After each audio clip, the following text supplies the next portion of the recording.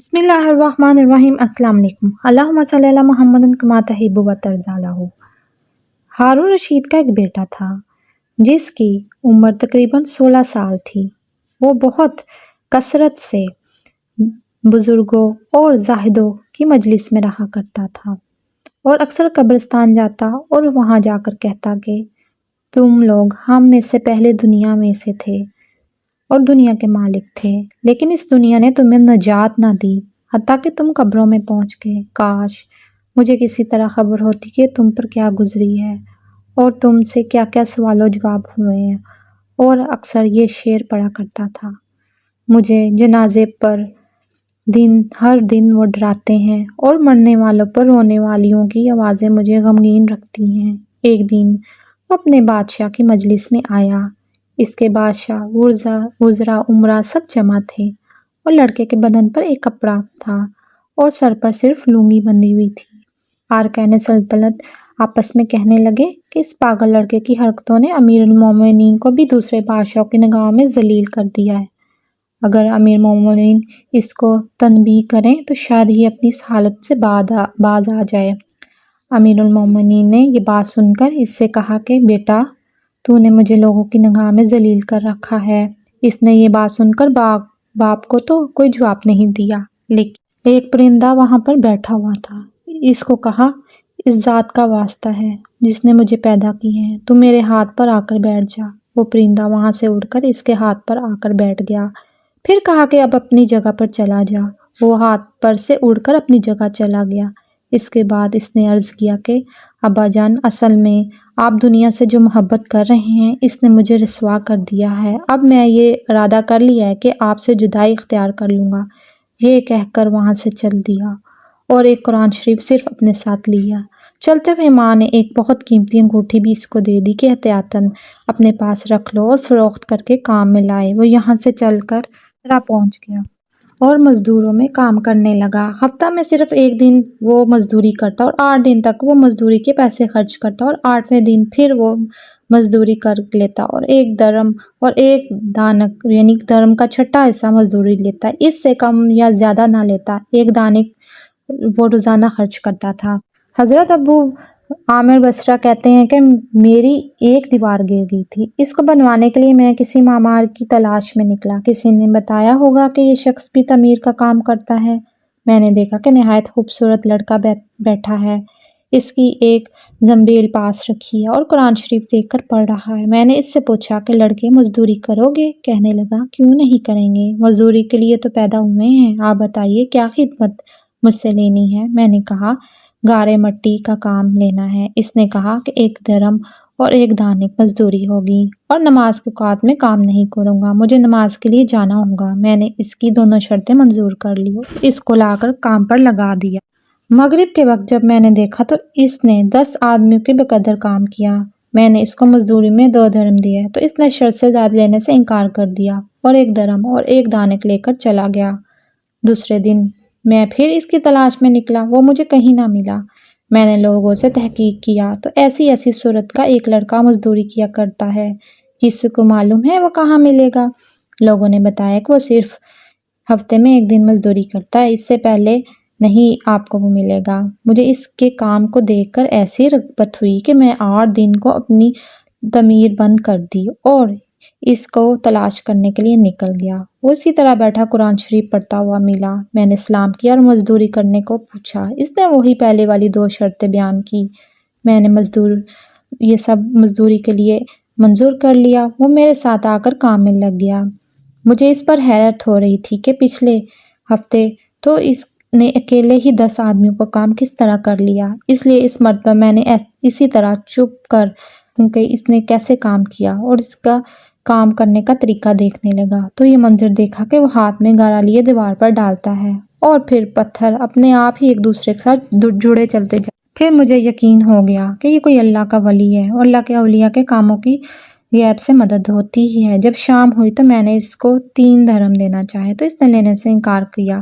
میں نے اتنے درم کیا کروں گا اور 1 درم تو 1 دانک لے کر چلا گیا۔ میں نے 1 ہفتہ پھر انتظار کیا اور تیسرے ہفتے پھر اس کی تلاش میں نکلا، مگر وہ مجھے نہ ملا۔ میں نے لوگوں سے تحقیق کی کہ ایسا ایک شخص اس کے متعلق بتائیں تو وہ 2-3 دن سے بیمار ہے، فلاں ویرانہ جنگل میں پڑا ہے۔ میں اس شخص کو اجرت دے کر اس پر راضی کیا کہ وہ مجھے اس جنگل میں پہنچا دے۔ مجھے ساتھ لے کر اس جنگل ویران میں پہنچا تو میں نے دیکھا وہ بے ہوش پڑا ہے، آدھی اینٹ کا ٹکڑا اس کے سر کے نیچے رکھا ہوا ہے۔ میں نے اس کو سلام کیا، اس نے جواب نہ دیا۔ میں نے دوسری مرتبہ سلام کیا تو اس نے آنکھیں کھول لی اور مجھے پہچان لیا۔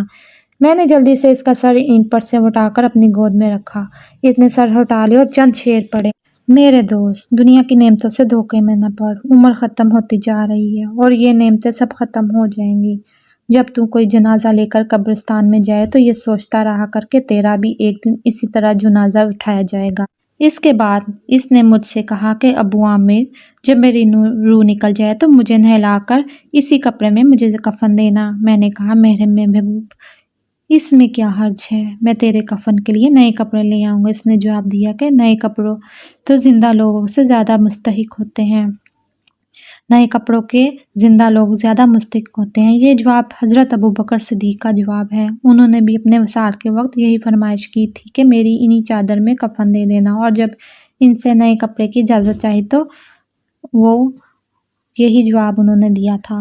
لڑکے نے کہا، کفن تو پرانا ہو یا نیا، بہرحال بسیدہ ہو جائے گا۔ آدمی کے ساتھ تو صرف اس کا عمل ہی رہتا ہے، اور یہ میری لنگی اور لوٹا قبر کھودنے والے اور مزدوری میں دے دینا، اور یہ انگوٹھی اور قرآن شریف ہارون رشید تک پہنچا دینا، اور اس کا خیال رکھنا کہ خود انہی کے ہاتھ میں دینا، اور یہ کہہ دینا کہ ایک پردیسی لڑکے کی یہ میرے پاس امانت ہے، اور وہ آپ سے یہ کہہ کر گیا ہے کہ ایسا نہ ہو کہ اسی غفلت اور دھوکہ کی حالت میں آپ کی موت آ جائے۔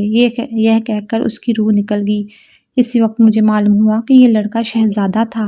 اس کے انتقال کے بعد اس کی وصیت کے موافق میں نے اس کو دفن کر دیا اور دونوں چیزیں گورگن کو دے دی، اور قرآن پاک اور انگوٹھی لے کر بغداد پہنچا اور کیسر شاہی کے قریب پہنچا تو بادشاہ کی سواری نکل رہی تھی۔ میں نے ایک اونچی جگہ کھڑا ہو گیا۔ اول ایک بہت بڑا لشکر نکلا جس میں تقریباً 1000 گھوڑے سوار تھے۔ اس کے بعد اسی طرح یکے بعد دیگرے 10 لشکر نکلے، ہر ایک میں تقریباً 1000 سوار تھے۔ 10ویں جتے میں خود امیر المومنین بھی تھے۔ میں نے زور سے آواز دے کر کہا کہ اے امیر المومنین، آپ کو حضور اقدس صلی اللہ علیہ وآلہ وسلم کی قرابت، رشتہ دار کا واسطہ، ذرا سا توقف کر لیجئے۔ میری آواز پر انہوں نے مجھے دیکھا تو میں نے جلدی سے آگے بڑھ کر کہا، میرے پاس ایک پردیسی لڑکے کی امانت ہے جس نے مجھے یہ وصیت کی تھی کہ یہ دونوں چیزیں آپ تک پہنچا دوں۔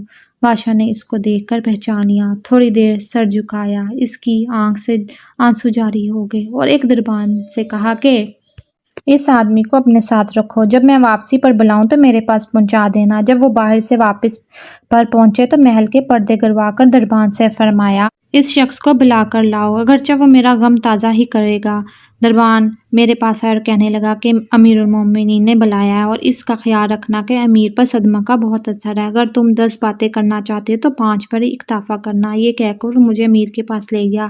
اس وقت امیر بالکل تنہا بیٹھے تھے۔ مجھ سے فرمایا، میرے قریب آ جاؤ۔ میں قریب جا کر بیٹھ گیا۔ کہنے لگے، تم میرے اس بیٹے کو جانتے ہو؟ میں نے کہا، جی ہاں، میں ان کو جانتا ہوں۔ کہنے لگے، وہ کیا کام کرتا تھا؟ میں نے کہا، گارے مٹی کی مزدوری کرتے تھے۔ کہنے لگے، تم نے بھی مزدوری پر کوئی کام اس سے کرایا تھا؟ میں نے کہا، کرایا ہے۔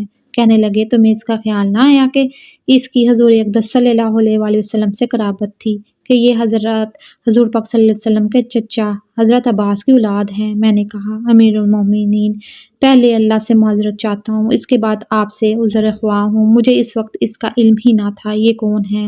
مجھے ان کے انتقال کے وقت ان کا حال معلوم ہوا۔ کہنے لگے کہ تم نے اپنے ہاتھ سے ان کو غسل دیا؟ میں نے کہا، جی ہاں۔ کہنے لگے، اپنا ہاتھ لاؤ۔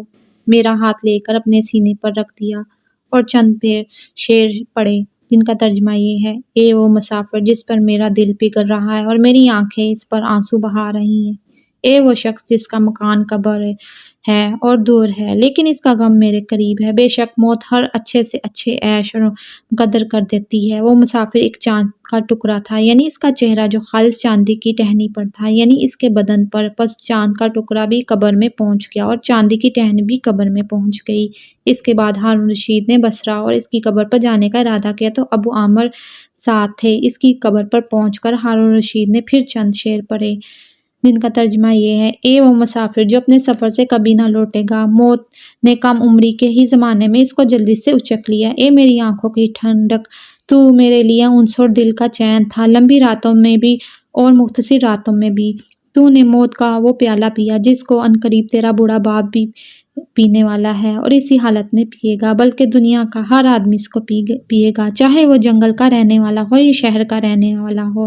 بس سب تعریفیں اسی وحدہ لا شریک کے لیے ہیں، جس کی لکھی ہوئی تقدیر کے یہ کرشمے۔ ابو عامر کہتے ہیں کہ اس کے بعد جو رات آئی تو جب میں اپنے وظائف پورے کر کے لیٹا ہی تھا تو میں نے خواب میں دیکھا ایک نور کا کعبہ دیکھا جس کے اوپر ابر کی طرح نور ہی نور پھیل رہا تھا۔ اس نور کے ابر میں نے اس لڑکے سے پوچھا اور اس کو آواز دے کر کہا، ابو عامر، تمہیں حق کے تعالی شان ہے جزائے خیر عطا فرمائے، تم نے میری تجویز و تکفین کی اور میری وصیت پوری کی۔ میں نے اس سے پوچھا کہ میرے پیارے تیرا کیا حال گزرا؟ کہنے لگا، میں ایک ایسے مولا کی طرف پہنچا ہوں جو بہت کریم اور مجھ سے بہت زیادہ راضی ہے۔ مجھے اس مالک نے وہ چیزیں عطا کی ہیں جو نہ کبھی کسی آنکھ نے دیکھی، نہ کان نے سنی، نہ کسی آدمی کے دل پر اس کا خیال گزرا۔